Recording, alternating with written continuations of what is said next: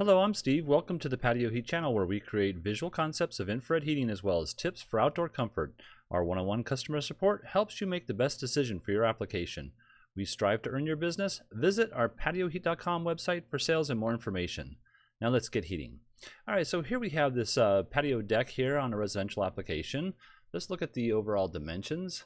Overall dimensions we have are roughly 11'6" from the wall here to the inside edge of the post. Total of, I got 12 inches or 12 feet this direction from the outer edge.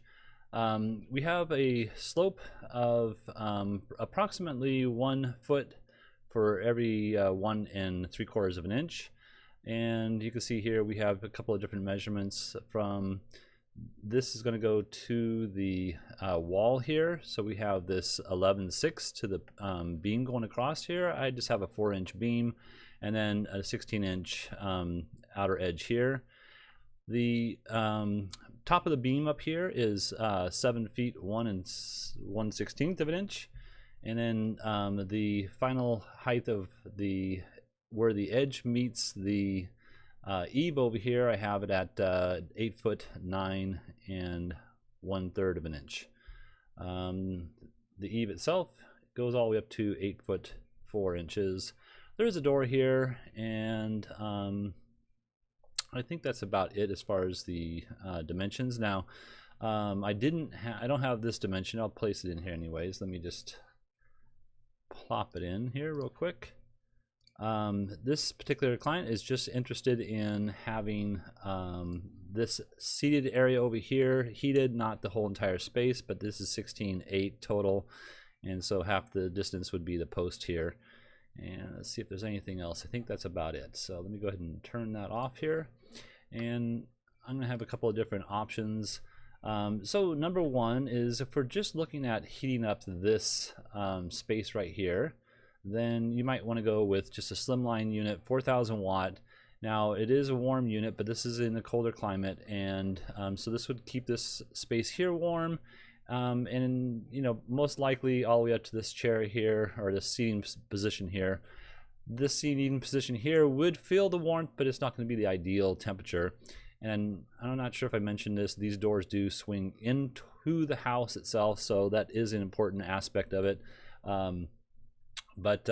Yeah, this particular position here wouldn't be heated 100%, but because the doors here, that's why I figured that's probably not. It's it's an access point, so it comes, you got to come in and out here. So I'm not quite sure that's actually going to have a chair there, or if in fact this L chair or sofa here is going to reach out a little bit further. If it does, you can kind of see where we got another 2 feet of heat coming out from this position here. So that would be one idea. Then you could also go with an additional 4,000 watt unit. Now the only issue is that this unit has got to be level, and the clearances have got to be met from this edge here to the ceiling. So that means I have to drop the heater down, and that's why I had these dimensions here. I dropped this edge here down 1 inch and 7/8, and then this side over here you'd have to have an extension somehow of 8 3/8 of an inch. Now you could just use a chain and disregard this bracket altogether.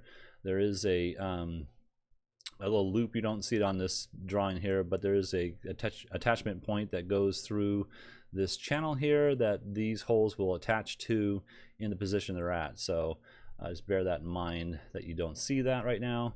Now I also made sure that I'm 18 inches from this edge to this wall. And if we looked at the clearances, so here's the clearances above, 6 inches above, and 6 inches to the right and to the left, and I should say to the other sides.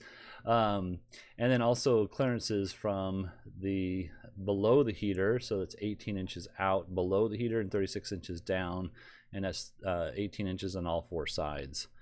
So when you mount the heater up on a surface like this, the only clearance that you need to meet is the clearance from this edge to the top, as well as any combustible surface from the left and right here. So that's not an issue. I did move this heater here so that it's, let's go ahead and see what that measurement truly is. Hang on 1 second. So from that center point, I have it at 5 feet essentially to the outside edge. Yeah, and let's see where that edge is physically at. Yeah, so that edge would be physically over here. Let's just go ahead and make another mark here, and we'll check that out. There we go. So yeah, it's essentially 4'9" You can see here I have this other one at an angle, so it's not the true dimension here. But I would say 4.5 inches or 4 feet 6 inches would be plenty, and that would be a good position. I just kind of pushed this over to the left here a little bit more just to see how far I can get this ray out over here. But in any case, I would just go with the 4.5 feet to the center of the heater to the inside edge of this post here. All right, and then this unit here, I believe I brought it in just 36 inches, but let's just double check that real quick and see if we can grab a hold of this here. Oops, give me 1 second. And it's not grabbing here, so let's see here if I have it on here. Nope, don't even have it on there properly. There we go. And we'll plop that right here. It's hard to work around the rays sometimes. It wants to grab a hold of different objects. So yeah, we have that at just about 3 feet 2 inches, 3 feet 3 inches from the center of the heater to this portion here. All right, so let's see if there's anything else about that. I think that's about it.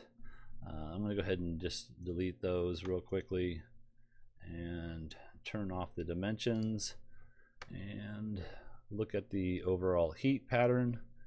The overall heat pattern, whoops, is you can see here we got really nice coverage on this side here. We got nice overlapping right here, and we got nice coverage right there. Now, if this unit is too long for you, you might go ahead and just choose a shorter unit. This would be a Slimline 2424, so 2400 watt unit. And I do have it a little bit higher because of the clearances are starting from this point here now, not over here, so it actually does reach up a little bit higher, and it's kind of nice too. I think I don't have the brackets on there, but you can see that there's 6 inches here, and then the additional whatever is required over here. We do have those clearances above here still, and let me just turn this one off here so we can check that out. The clearances below 18 inches to the edge to here, and then clearances above would be 6 inches, and the eaves are not an issue with that as well. So that would be another option. I'm going to turn the clearances off here and take a look at the footprint of heat. So that would be a really good pattern for this particular application if you just wanted to heat up this space here alone. All right, well, I hope this has helped. If you're looking for some assistance with your outdoor heating application and you'd like us to review your plans, please send your information into designs@patioheat.com. I'm Steve. Kindly tap that like button. We don't advertise, we're not monetized. YouTube does not promote our channel unless we receive your thumbs up, and that's the only way others, as well as probably you, found our channel. We thank you so much for watching. Have an excellent day.